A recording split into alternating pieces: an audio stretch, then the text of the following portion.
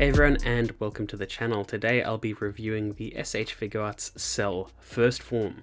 Now this figure was a long time coming, considering they did the perfect Cell a long time ago, and that sculpt is terribly outdated.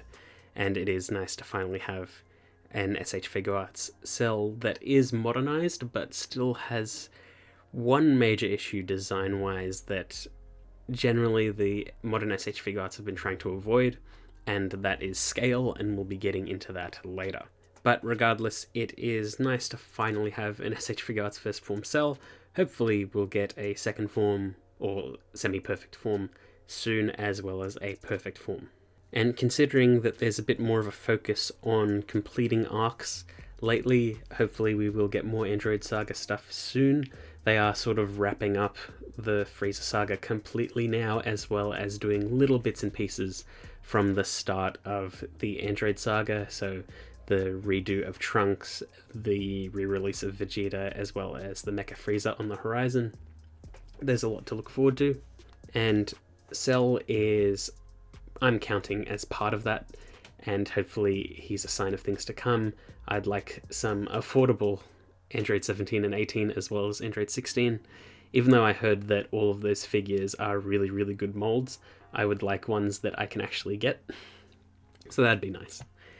Now, you may or may not have noticed it, but there is box damage on my Cell figure. I bought this pre-owned, and it's just covered up with some yellow masking tape. That's how it came, and it holds it together pretty well, so I've just left it on. But aesthetically, it makes the box look a little bit funny. So, as is standard with the Dragon Ball S.H.Figuarts, there's a big window into the figure, as well as a major promo shot on the side. On the other side are the classic comic book panels, showcasing bits of the figure, which are okay in Cell's case. And on the back are a bunch of different promo images showcasing what the figure can do. It does unfortunately show a rock bass effect part that is not included in this pack and is rather old at this point, which is a bit of a shame. And on the other side is a clear window just showing the character's name, and on the bottom is the character's name again and another comic book panel, just Cell First Form. Now, opening the box from the side completes the promo image, and it looks quite nice. You can see his massive crest on his head just carrying over. Now, taking him out of the box, you can see what he comes packed with, and there's the figure itself, his tail. You've got two alternate pieces for the tip of his tail, so one for the sort of needle point and one for the sucking up absorption. He comes with 4 faces, 2 crests on his head, which are incredibly similar, as well as 5 pairs of hands. Now, the aesthetic of Cell First Form is pretty damn incredible, especially considering how little Tamashii Nations have been painting a lot of the S.H.Figuarts lately. It's nice to see one that sort of goes all out, because all of these black spots on him, I'm pretty sure are painted.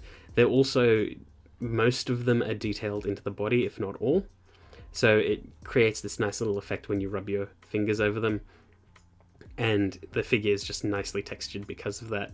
And there's just so much detail work put into this. Things like how cleanly painted the nails are, how nice the faces look, how good the crest looks, how nice all the gems look. It's all great. Only thing that they could have probably done is just a little bit of panel lining in the orange parts, just because the detail does get a little bit lost. Now, he is a bit of a hefty figure, so he does have a bit of trouble standing up on his own, so you can sort of prop him up with the tail as I've done, but a flight stand is recommended, which he does not come with, unfortunately. Here's a quick size comparison. Here he is next to a HG Gundam. This is the 1144 Aerial Gundam, which is about the size of a standard S.H.Figuarts. So you can see that he does stand taller than a standard figure. Here he is next to a WCF one-piece figure. This is Nico Robin. And here he is next to Piccolo 2.0, the proud Namekian. And you can see that Piccolo, head-wise, is about the same as Cell. So like they'd look eye to eye, even though I'm pretty sure that Cell was like way taller and way lankier than most of the main DBZ cast, so that's a bit weird. I understand that the figure would have been way too big otherwise, or more that he would have been more premium otherwise, but it's not like Bandai or Tamashii Nations shy away from big figures, because we just got the second form Frieza, we got full-powered Brolys, we got Final Form Coolers, and we've also gotten the King Cold, which has been just recently revealed, and he's huge.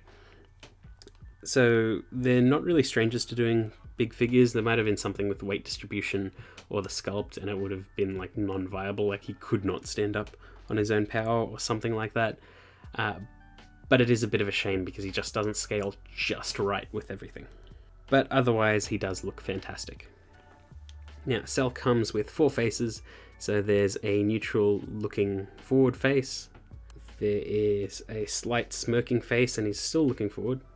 There is a sort of big smile face, which is very similar to the smirk, but he's looking off to the side now. And a mouth open shouting face. Now he comes with 2 crests out of the box, and I think they look pretty identical. Usually the thing that they do with these crests is there's a slight eyebrow change, and only certain faces are compatible with certain crests, like the first form Frieza and second form Frieza. But all of the faces seem compatible with all of the crests on Cell, and they all seem identical to me. I know that there's a difference, but I'm just not seeing it. I heard that it's how the eyebrows crinkle, but I cannot see it, unfortunately, and I had to double check to see if they were indeed 2 different crests, and they were. On the back they're labeled A and B.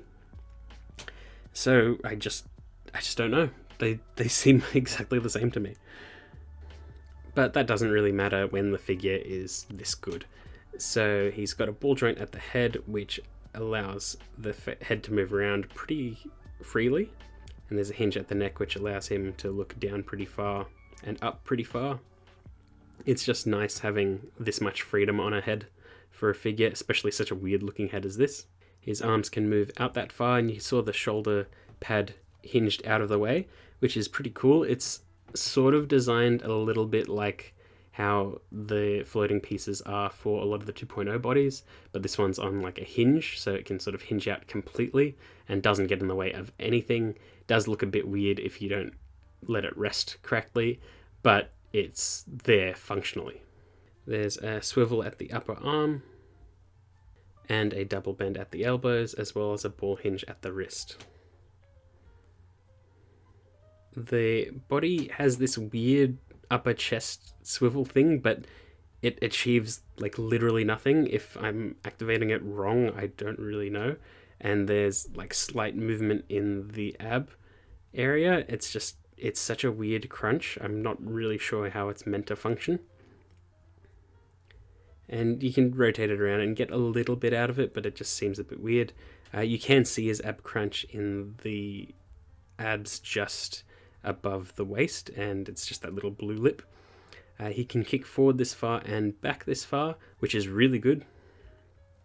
He's got a double bend at the knee and a ball joint at the foot, but the foot's so sort of wide that you can't get a lot out of it. The wings are on hinges so they can flap out, which is nice for dynamic poses. And the tail has a bunch of different ball hinges around, so you can coil the tail around and get some nice poses out of it. And with all that together, these are sort of the poses that I was able to get him into. Nothing too crazy. He would benefit from an effect part or two. Even the sort of special beam cannon hand would be nice. But he's pretty good for what he is. The suction tail would be really nice to have for one of the androids if you took them apart. But it's just a nice accessory to have, and you can have a bit of fun with it depending on what you were doing. But everything is nicely sculpted and detailed and looks good. You can have some fun with it. You can get him to do a solar flare, you can get him to do a Kamehameha. It'd be nice if he imitated even more powers or things like that, or even had sort of like slots in his hands to take other characters' effect parts. That'd be cool. But what we do have here is pretty damn good. And he's just a solid figure all round, nothing too crazy, and a great addition to the S.H.Figuarts line. It would be nice if we got Semi-Perfect Cell as well as Perfect Cell 2.0 announcements, but that's not on the cards at the moment. Hopefully it will be soon, but at the time of recording it isn't. And the way a lot of these videos have been going lately is that when I say something on video, usually something gets announced really quick, which is weird. But if that's my superpower, I'm pretty happy to have that, because I'm always welcoming of things that we're missing in the Figuarts line. But yeah, that's pretty much it. I hope you enjoyed that video, and I will see you all next time.